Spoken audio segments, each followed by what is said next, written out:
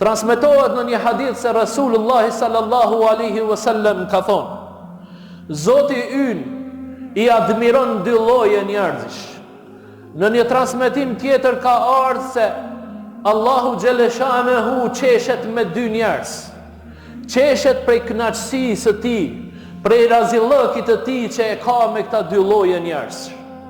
Thot pejgamberi alayhis salam, i pari është ai njeri që ngrihet natën nga shtrati dhe nga bulesa e tij e ngrohtë, nga familja dhe rahatia e tij.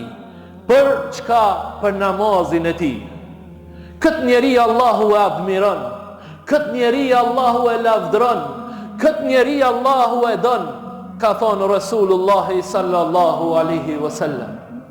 Dhe i dyti njeri, ka thonë Rasulullah sallallahu alaihi wasallam, është ai njeri që del në rrugën e Allahut, e kur shokët e tij tërhiqen, ai qëndron dhe kthehet në betejë derisa të derdhet gjaku i tij ose t'i jepet fitoria atij.